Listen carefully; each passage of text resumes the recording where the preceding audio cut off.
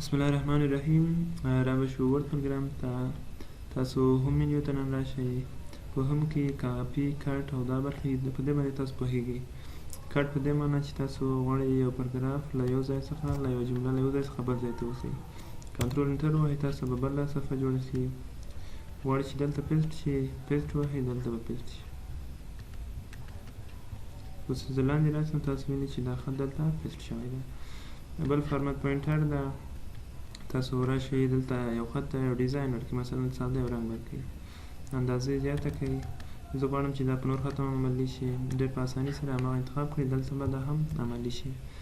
دلته د فونټ سټایلونه دي، دلته د فونټ سایز، دلته دوه درجې ډېرېږي کمیږي، دلته غواړئ چې د جملې په شکل وي، ټول حرفونه غټ وي کوچني وي، هر لغات غټ وي. دا مو مخکې اوس یو تاسو وینئ ټول لوی حروفو ته تبدیل شو.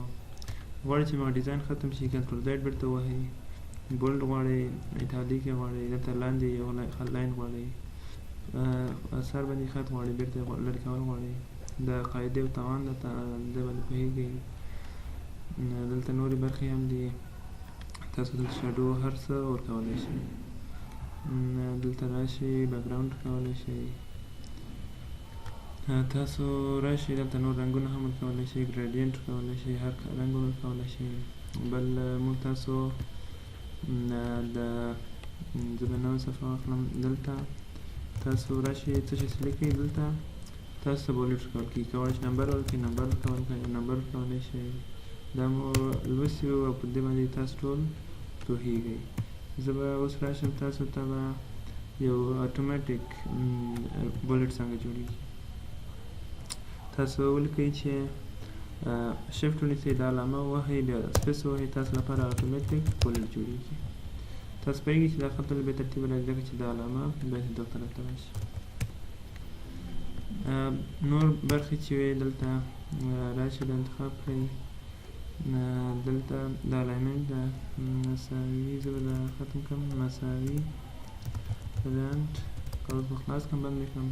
په ده باندې خط الاین کېږي، ترتیب کېږي. تاسو خط مکمل انتخاب کړئ. په دې سره باندې تاسو کولی شئ چې دا الاین کړئ. دلته انټنشن ورکولی شئ، په دې باندې هر لاین ترمنځ فاصله ورکولی شئ. پاراګراف به دا هغه به بیا کار کوو. دا ترتیب ده چې کوم ترتیب باندې وي. یو سارټ موضوع ده چې تاسو غواړئ د پاراګراف کوم ترتیب باندې سارټ شي. هیډر نه لري، دا همداسې یو ټکس ده. زه غواړم چې ټکس سارټ شي راته اسنډینګ که ډسنډینګ. تاسو دا اوکې کړئ. تاسو مخکې ولیدل چې وي په اول کې، اوس آر راغی، بیا اس راغی، بیا ټي راغی. تاسو زه به کنټرول زیډ وهم، وي ټي.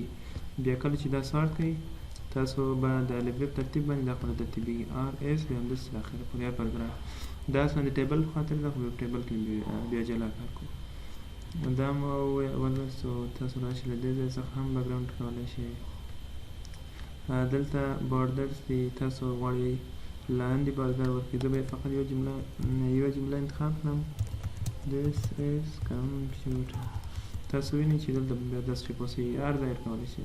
لاندې چپ هر طرف ته غواړئ یو بارډرز ورکړئ، آل بارډر ورکوئ.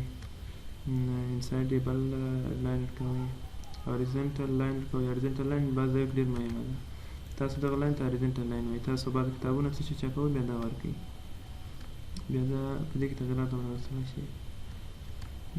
بل سیده ګریډ لاین دی، غواړئ چې ټیبل رسم کړئ یا بورډر دی، ټیبل رسم کړئ، بیا دلته راشئ هماغه نور شیان پکې اضافه کړئ.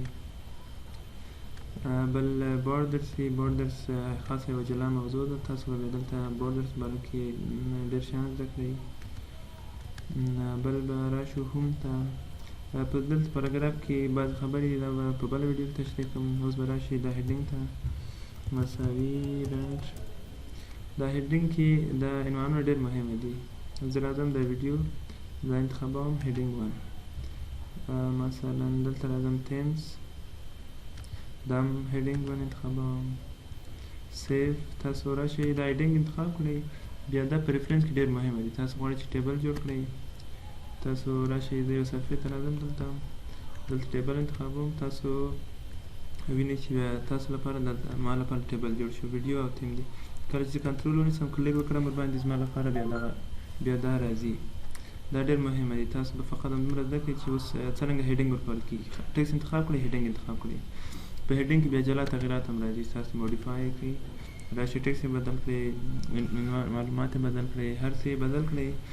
غواړئ چې په ټولو ډاکومنټو کې عملي شي، بیا دا انتخاب کړئ، بیا دا هیډینګ به په ټولو کې عملي کېږي. بیا دا به په ریفرنس کې ولولو. بل فایند برخه دا غواړئ چې تاسو څه شی پیدا کړئ، ټکس ولرئ، څه شی چې مثلا زه غواړم چې ویډیو لیکم، ویډیو تاسو وینئ چې هماغه انتخابېږي دلته. ریپلیس ته تاسو ریپلیس مخکې هم لوستی و. تاسو به ویډیو مثلا غواړئ څه شی ریپلیس کړئ د آډیو سره، همدغومره ټکس به بدل شي. ریپلیس آل زه انتخاب کړم. تاسو کوم ځای کې چې ویډیو وینئ هغه به د آډیو سره تبدیل شوی، دا بدل شو. بل سلیکټ دا خو لوستی و چې ابجکټونه انتخابېږي او ټول شیان انتخابېږي. که ابجکټ لرئ دا فعاله کړئ، بیا بل تاسو ابجکټ سلیکټ کړئ. بل نور څه شی و دلته، راشئ دلته راشئ تاسو سلیکشن پین ته. په سلیکشن پین کې هم ابجکټونه راځي، تاسو چې شیپونه ولرئ هماغه دلته به انتخابېږي. دا ویډیو هم دومره بس ده، نور بل